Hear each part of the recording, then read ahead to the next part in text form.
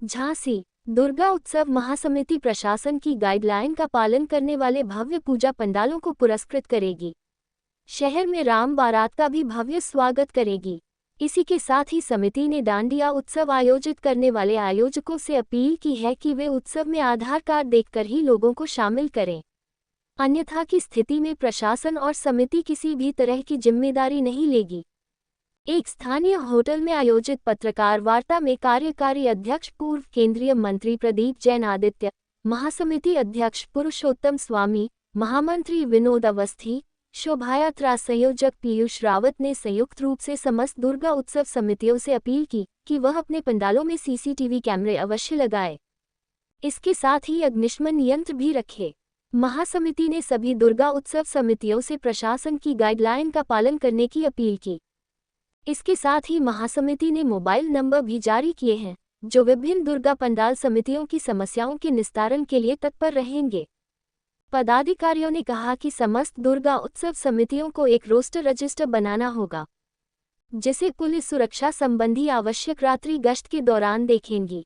समस्त दुर्गा उत्सव समिति पंडालों में अग्निशमन यंत्र जरूर रखे। डीजे संचालकों को भी अवगत कराया जाता है कि डीजे मानक अनुसार ही बजाए। इस मौके पर संजय छत्रसाल खटीक, प्रशांत रिछारिया, अमित रावत, राजीव तिवारी, अतुल मिश्रा, प्रभात शर्मा, सूर्य प्रकाश अग्रवाल, मुकेश सिंघल, एडवोकेट विवेक बाजपेयी, एडवोकेट हेमंत राव, राहुल साहू, प्रहलाद साहू, विकास अवस्थी, भूपेंद्र रायकवार आदि उपस्थित रहे। सभी का आभार शोभा यात्रा संयोजक पीयूष रावत ने किया। झांसी खबर 24 न्यूज चैनल से आर.के. सेन की रिपोर्ट। उनके बीच में कई बार क्या होता कि क्योंकि करने वाली को बहुत ज़्यादा दिक्कत होती है वहाँ पे आदमी अभी याद नहीं आई तो उनके लिए निवेदन है इस बार चाहिए एक्सेप्ट करना चाहिए। अभी याद नहीं आई, आप इतनी दूर से आए हैं, एक बार करने याद वाली काली जीरा निकल जाए भाई का खाना खाए से और इधर पे खंडेराव गए सॉरी हम उनको यही बुला रहे थे। सिंधी चौराहे से कोई भी अंदर ट्रैक्टर वाला अलाउ ना करे। दूसरा जो पचकुइयाँ मेला लगता, मेले में खूब अच्छे से अच्छा मेला लगे, लेकिन कोई भी चीज़ बाहर स्थायी रूप से न लगे, जिससे कि वो स्थायी रूप से दुकानें लग जाती है, ट्रैफिक बहुत ज़्यादा से ज़्यादा बढ़ जाता है। ये हम लोगों ने कुछ अपनी डिमांडें प्रशासन से रखी थी, जो कि काफ़ी हद तक हो गई। और अभी आज ही नगर निगम से फ़ोन आया कि हम लोगों ने जो कालीजी वाला मार्ग है जाने और आने वाला वो 90% सही करा दिया, आप लोग आके निरीक्षण कर लें।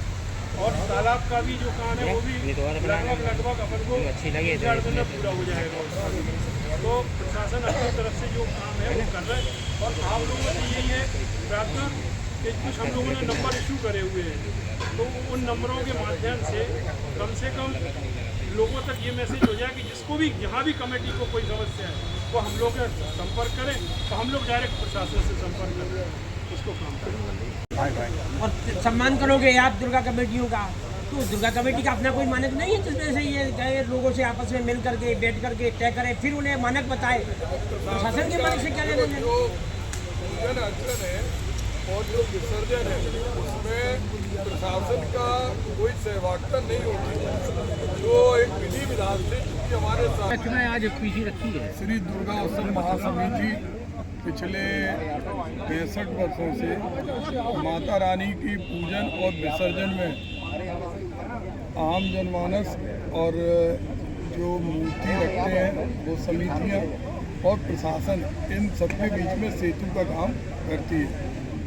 समय से पहले सड़कों के गड्ढे भर जाएं, लटकते हुए तार हट जाएं, कुंड की सफाई हो जाए और मुख्यतः लाइट का जो आपूर्ति है वो आपूर्ति सुनिश्चित है। उसके लिए दुर्गा उत्सव महासमिति ने सारे पदाधिकारियों ने, हमारे अध्यक्ष पुरुषोत्तम स्वामी, विनोद अवस्थी जी, हमारे पीयूष रावत जी, सब लोगों ने प्रशासनिक अधिकारियों से वार्ता की है कि निर्बाध रूप से बिजली की आपूर्ति हो और नगर निगम की जिम्मेदारी है कि पूरे मार्ग पर साफ सफाई हो और गड्ढे न हो। और हम लोगों का प्रयास ये रहता है कि जिस ऐतिहासिकता से रानी लक्ष्मीबाई के समय में जो दुर्गा जी विसर्जन का कार्यक्रम होता था उसी भव्यता से आज भी हो। और ये भी समिति ने तय किया कि झांसी में जो सनातन धर्म के लिए, सांस्कृतिक धरोहर के लिए कार्य करते हैं उनको हम आगे बढ़ाएंगे, जैसे राष्ट्रीय सम्मानित करेंगे। समिति में आप देख रहे होंगे कि झांसी के सभी श्रेष्ठतम वो मनीषी लोग हैं जो झांसी की सांस्कृतिक, धार्मिक और आध्यात्मिक धरोहर को आगे ले जाने का काम करते हैं।